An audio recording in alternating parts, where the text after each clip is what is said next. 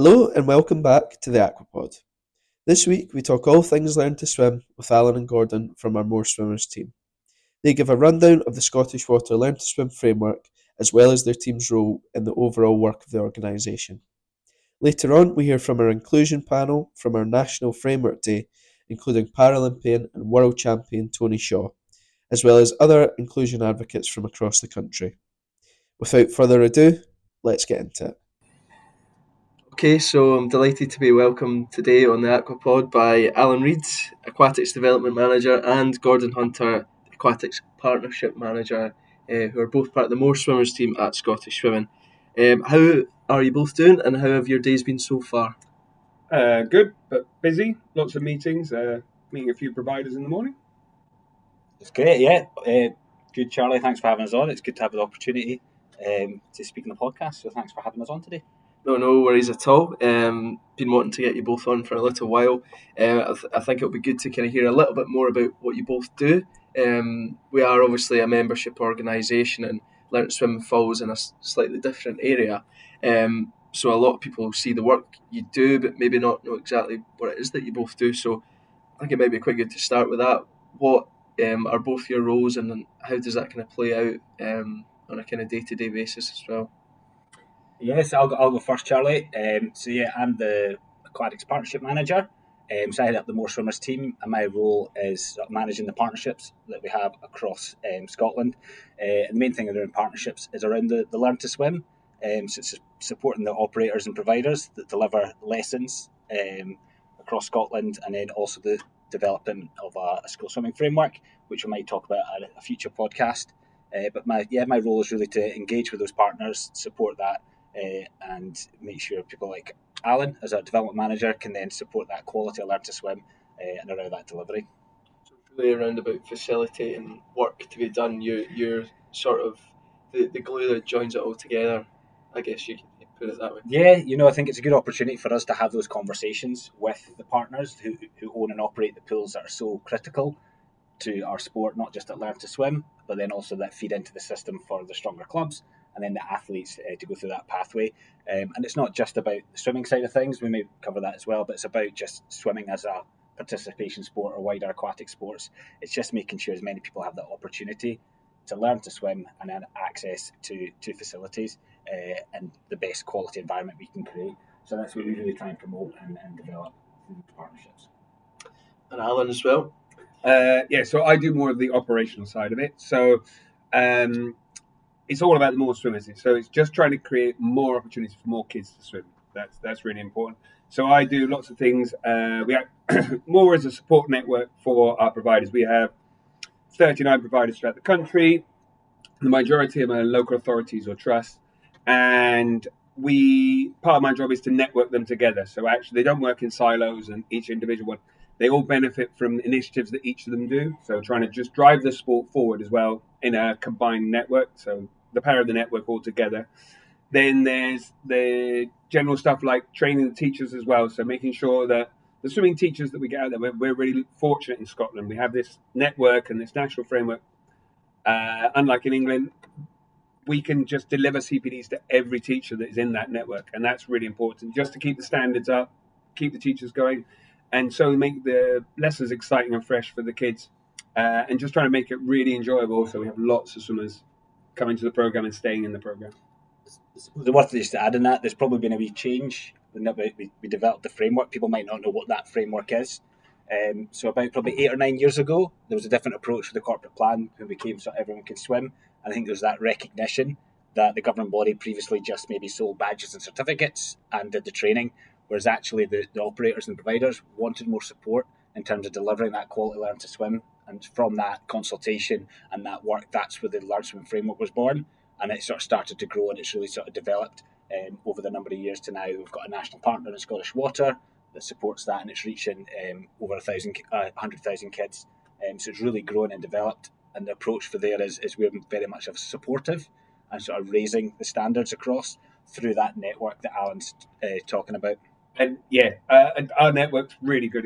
It's one of the things that's so great is that we only just recently had a conference about a month ago, and it's fantastic. You see all the providers come together, they all chat, and and they're not competing against each other. They're all trying to work together, and that's how it manages to make it. Because we don't actually run the lessons, they do it for us, but we help and support them, and then they drive it forward, and they all work together, and that's why we're reaching that target of 100,000 kids learning to swim every single week. So, yeah. Obviously, you both mentioned that development there. How do you sort of assess how far the framework has come in those 9 years? Obviously, from pretty much starting at scratch or a fairly low kind of point, we're now in a position where we've got a number of partners and things are looking really positive. How has that journey been, and where can we go beyond that as well? Yeah, I think it's been tricky. There's been, in terms of that, there has been journey, there has been progress and development. And obviously what we talk about is quality. We want the quality opportunity so that more kids, obviously as a membership organisation, that yes, we're looking for every kid to learn safe for water safety. That is great. But also we want these kids to progress onto our clubs and have that opportunity to progress through. So there's been a lot of work around that. Progress was going really well. Obviously with the COVID a number of years ago, that stopped and we had to almost rebuild. And it's great seeing the partners. We're probably at the stage now where we're back to what we call pre-COVID levels. We try not chatting about that too much because we've moved on for that. But there is still capacity in teachers, but the number of kids is growing. So the numbers is one way we measure it. But as I said, it's really about the quality. And as Alan does a lot of work at the operational side of things, and how do we measure what quality environment is? And they'll be very different from a rural setting versus an urban setting. With the different partners. There's been loads of changes since it started 8-9 years ago, and going out, and things that have changed that you'll have seen in lots of the local authorities is like the way the tanks are set up. So instead of it used to be a whole pool for just 12 kids, it's now looking at having different tanks and multiple teachers and stuff. Things like changing the number of levels instead of having concentrate on 8 levels and loads of badges and awards. So lots of parents are very, I like having the badges and awards, but actually one of the things we got told from Education Scotland is do more teaching and less assessing and less awarding. And actually, if the kids enjoy their lesson and you've made a quality learn swim environment, so that's the thing we're really passionate about getting across to our teachers, it is that quality learn swim environment. If the kids enjoy it, they will come back each week. That's it. The parents are the ones that put them in, but that's what keeps them going. Loads of developments we've got. We always have new initiatives come along. So we've got like Swim Picks. So ADHD and autism has become a big part of integrating inclusion into our programs. So we've worked with a company called Swim Picks who now produced a set of cards that will help the teachers in that. And it's just little ideas like that, and it just keeps moving forward. I would love to say it's all great at the start, but it's just work, and that's that network of people with ideas. And I think it's good. It's getting the buy-in from all the different people. So again, previously we've got a real good army of passionate teachers that are out there that are delivering, that are trying to do their best and are doing their best at delivering that. But again, the work we have with that partnership can have those conversations at sort of senior management level around the importance. And I think they recognise the value of a good, well-run Learn Swim programme can help support keeping a venue open that then gives access to the club. So I think it's really important building that. Another one that we suppose in terms of that's developed for a number of years is the education of our teachers. So we used to have a level 1 and level 2 system of teachers. About 3 years ago now, we introduced the SSTQ, which is sort of the industry standard qualification. So the idea, once you're qualified, that's it. You don't have to. You're not sort of setting on a kind of, I suppose, what's the word I'm looking for, on a pathway. You don't have to go through one qualification, but you're not actually able to deliver classes. So that idea that the industry ready, they're ready to deliver once they complete that qualification. And that was a bit of a challenge going through. We did some work at Sports Scotland, one of our partners and stuff, and so we did some work with them, and we try and take the 10, 20, 70 learning model, which is basically what we say is 10% of your learning for what you need at work is your qualification, that core bit underneath. The 20% is the CPDs and ongoing training. So you might have, inductions at work, health and safety and stuff, but then we'll do the strokes or the different ways of teaching. And the 70% is in that workplace. So part of the CPDs we do is it's about creating teams. So when we go out, it's trying to get those experienced teachers talking to those younger, newer teachers, and that actually they're friendly on poolside. And actually when somebody's struggling, that 70% of learning comes from asking somebody else and finding those problems.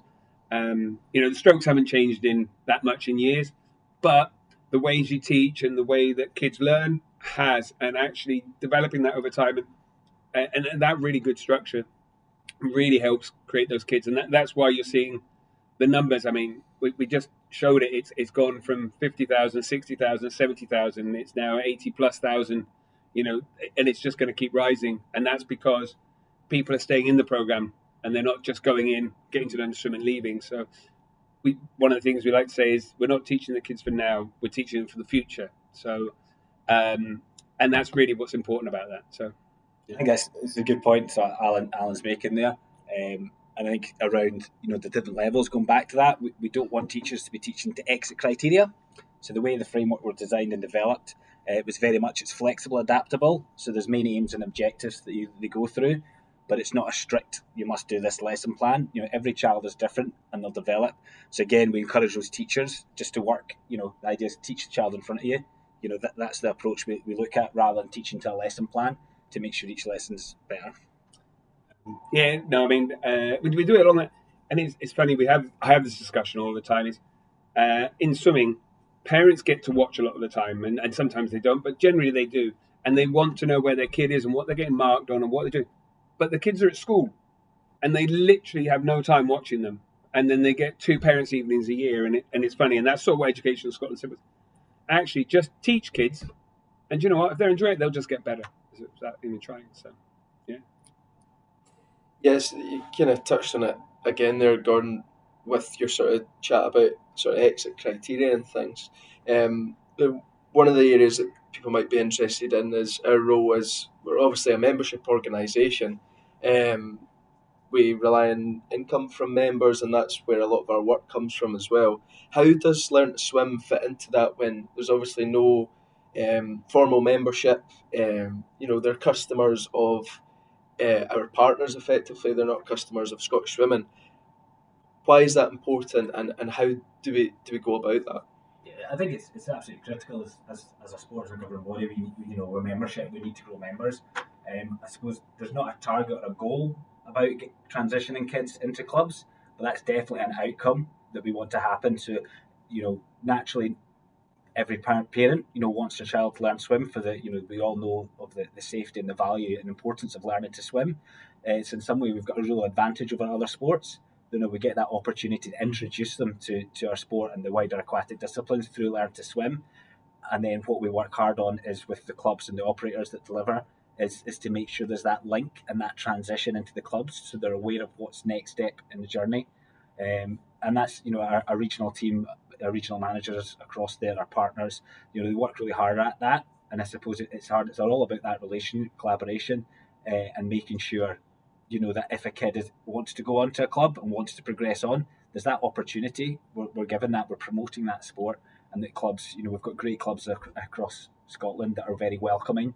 And my daughter's just joined a club, which is fantastic. She's going through that transition, or currently going through that, and it's great how welcome it is. And that wasn't pushing for me as a parent.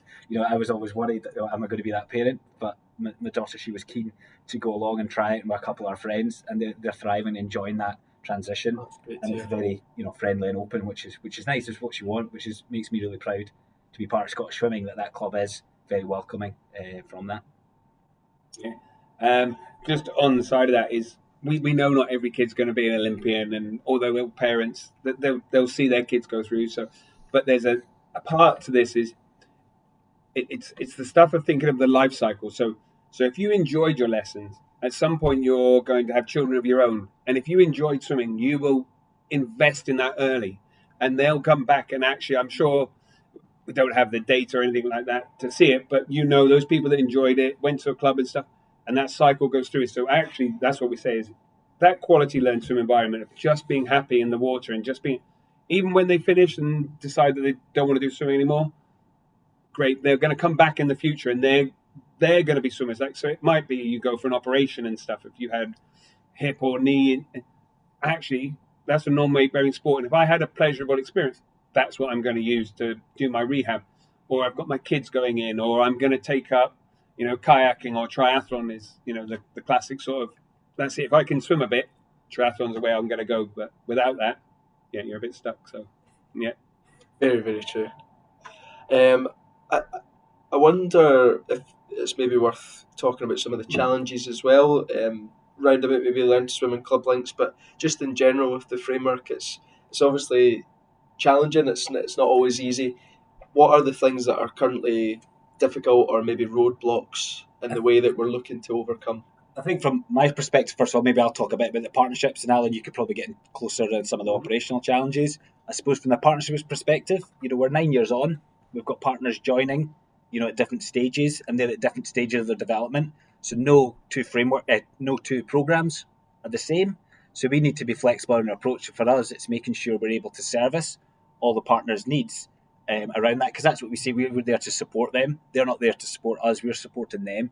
So it's been able to us to adapt and make sure what we're delivering fits not just for the partners that are maybe well established, well structured, but the ones that maybe need a little bit of support. So that's a challenge for us to how we manage that resource and make sure that quality still continues and they're still driving through development, despite people maybe being at an earlier stage of that. So there's a challenge for us in terms of how we do that. But again, it's very, very much supportive. It's great, the development and stuff we've worked with. The partners are very keen to work with us and how that links through. But some of the operations you're dealing with. So I think, and this is an ongoing one, is workforce. It's generally it's a part-time job, the majority of it. So I'm trying to find a workforce that fits around that, and generally they tend to be younger because of that.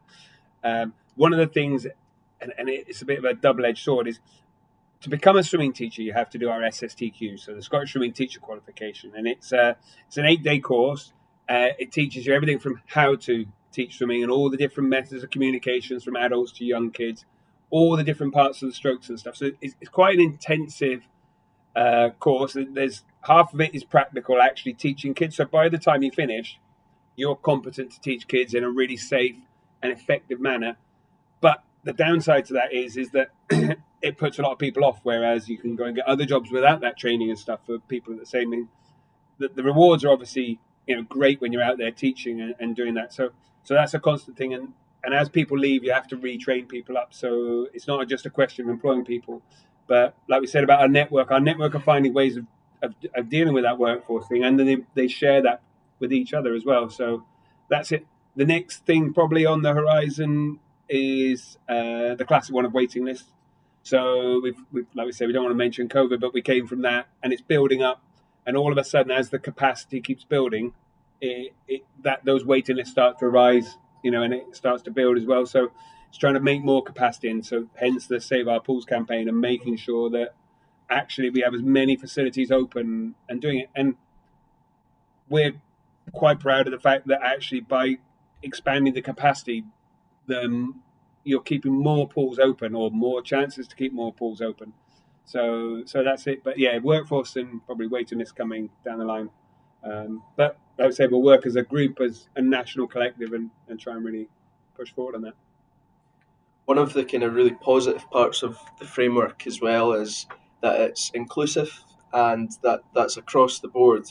And before we hear from our inclusion panel at the recent National Framework Day, I wonder if you both want to have a bit of a word on how that fits into the wider framework and why it is so important for the framework to be inclusive as well. Yeah, I think it's absolutely critical, and again, something we're really proud of, and something that we've set out from the start that it was going to be an inclusive pathway, because swimming is for all. Our vision is everyone can swim, and so that's always been fundamental through it. And we recognise not every child or person will be able to go into a mainstream program.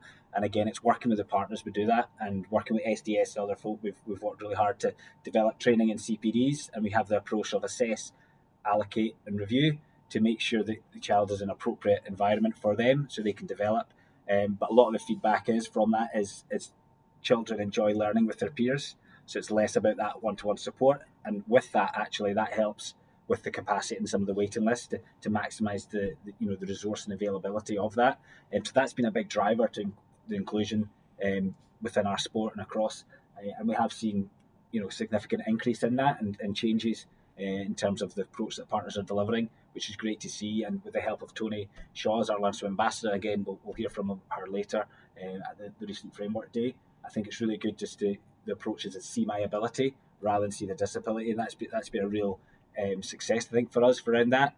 And again, from the partners and the teachers in the programme, sort of recognise that and they work with that. And again, Alan's done a lot of work around the sort of hidden disabilities as well, and that support and development. And like you mentioned earlier in swim picks, I think it'll be really important to take it beyond that and keep supporting. We've been doing this probably quite an early thing. It was actually something that started almost when we had the inception about inclusion, and only speaking to a provider the other day, and her ethos was exactly the same as ours. That actually we don't want separate provision. It's just inclusion, and we'll work from that point. It's actually something that was a hard change at the start because it was always separate. It was the disability and then the other class. Now the inclusion's there, and further support and stuff. But it's definitely a real strong characteristic of our sport, and hopefully we'll see it come in the para championships, and Paralympics very soon. So. At a recent National Framework Day, we hosted an inclusion panel for advocates from across the country, pushing the boundaries of inclusion within the workplace and at the highest sporting stages. The panel was comprised of Nathan McKechnie, a former swimmer and current SSTQ teacher at South Lanarkshire, Caris Mendo and Laura Logan, who are both World Down Syndrome Championship medalists and assistant teachers in South Ayrshire, Toni Shaw, Paralympic medalist, world champion and Learn to Swim ambassador, as well as Stuart Hunter and Caroline Heslop, who are both managers at South Lanarkshire and South Ayrshire, respectively. We thought it would be a perfect opportunity to dive into their journeys in a little bit more detail. Here's a snapshot of what they had to say. Nathan McKechnie and Stuart Hunter from South Lanarkshire spoke about Nathan's journey into teaching, the challenges he faced, and the progress he's made along the way. So when I first got told I wasn't allowed to swim and stuff, it was quite hard. And then as I started progressing into doing my swimming teaching training and stuff, they offered a lot of support for me and stuff throughout my swimming teaching course and everything. I got to go in before anybody else was able to actually meet the lecturer that was actually doing the course, and discuss kind of what kind of stuff could be put in place for me to make my kind of learning experience and easier. And especially right now as I'm teaching, they do take into consideration, obviously, I do have my issues and stuff, and they are very aware of it, and they've put some stuff in place to help me as a teacher, to make sure that I'm very comfortable in the environment that I'm teaching in.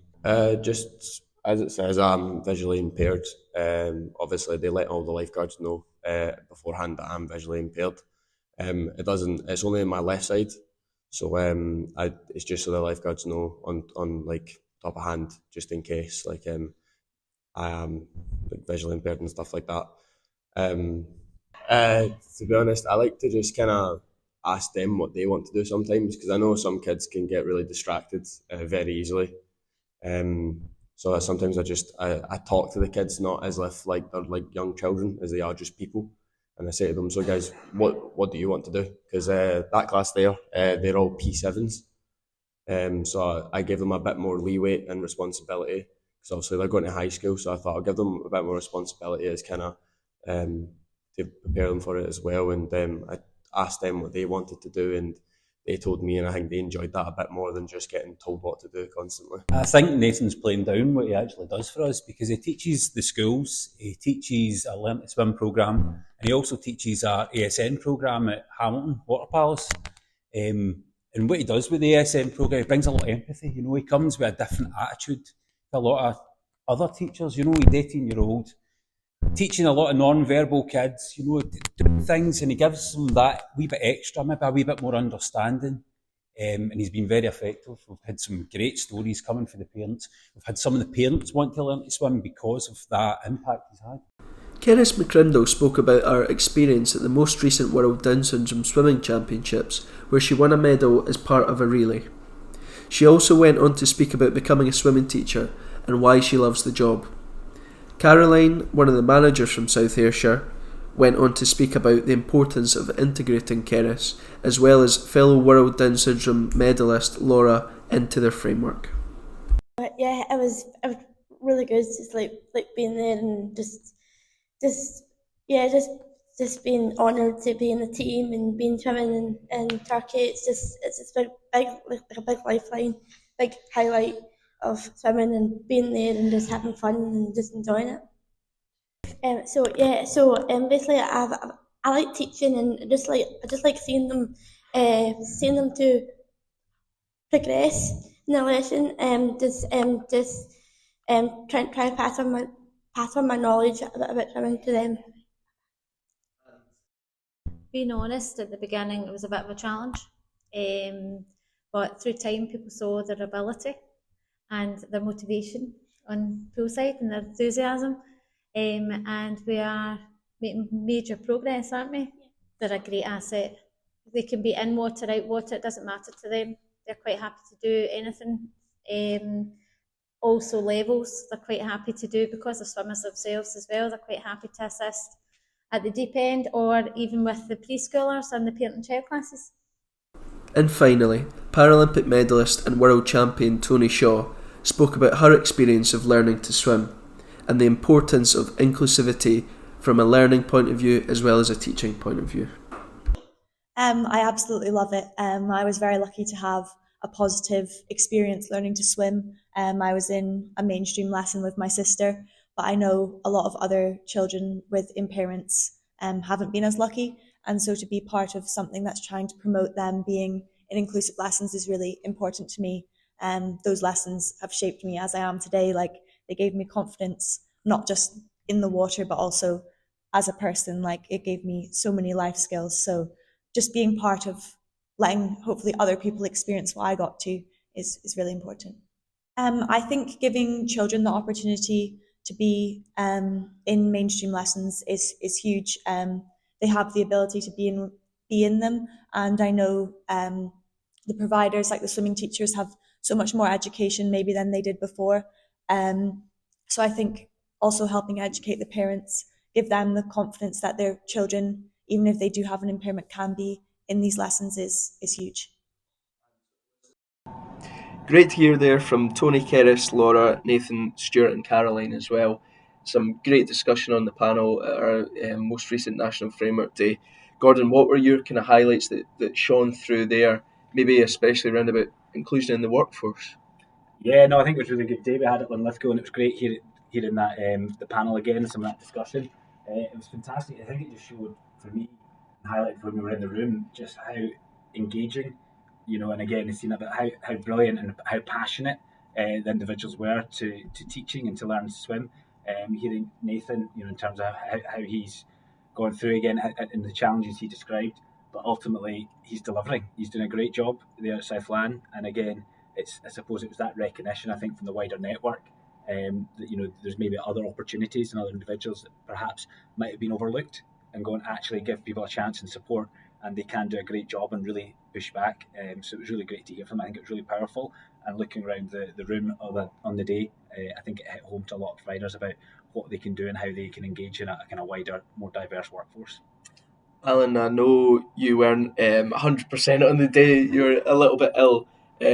But I don't know if you want to go into a little bit more detail about the importance of these framework days and what do they deliver as well. I think the great thing is like the attendance is great from the majority of providers come, and I think probably a testament to how good the network is we always tend to run some facilitated sessions, so something where they can share their ideas, and we had two in the afternoon, and one of the ones that was really, really important was the moment they started the facilitated discussion, they ended up just offloading all of their ideas to each other, and that was the testament to it.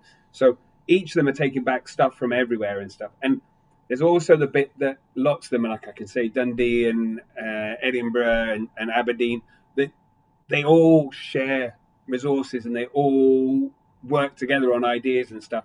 So we just facilitate that part, but without those networks, they literally would only touch base if we were directing them together and sharing. And then we do a bit of an appreciative inquiry at the end. And what it is they share good stories from around their network. And it almost like literally they are just sharing loads of really good stuff. It's stuff they do day to day, and it seems like the norm, but it's not until they start sharing with each other that they all realize what they're actually achieving and what a difference they make to people's lives, just actually. And that's the thing about my job, is I feel like I actually make a difference nationally, even though I'm not teaching swimming, but I actually feel like by helping the providers deep down, when I actually go and actually deliver classes or go and do courses and training, actually seeing kids in the program in there, that's the big impact. So Drowning Prevention Week's a really positive week, a positive campaign where we try and get some really sort of safety focused messaging out there. How do we go about that in Scottish swimming? Yeah, I think it's as you said, it is. It's a really, I suppose it's a hard topic to talk about, because every drowning, there's a story behind that, and there's a lot of families sort of left behind. And I suppose our role as part of society is to try and avoid every drownings too many. And again, it's really important about getting that education across. We're part of a group that work with sort of Water Safety Scotland across Scotland, have the responsibility to try and educate and prevent drowning. And I think we're really proud of the work we do, or our partners do, on that kind of collective effort, Drowning Prevention Week. And a lot of them, it's not just that 1 week, it's embedded within the framework, the kind of water safety elements, and making sure, children, as they're learning to swim, they learn those vital life skills, not just to swim, but how to be safe in, around, and on water. And I think the Drowning Prevention Week is growing year on year, with the support of RLSS, or the RLNI, to make sure we're all giving consistent messages around the water safety code. So that's been a big drive the last couple of years. And again, it's important, and it's great to see the support from the partners, that really kind of is a joined up effort, and that makes it a real national campaign, like some of the ones we talk about, like Never Too Late, Become a Swim Teacher, and Learn to Swim Month, and See My Ability. We've now got some established campaigns, and I think the Drowning Prevention one is definitely one that we're really proud of and really want to push to make sure we get that message across.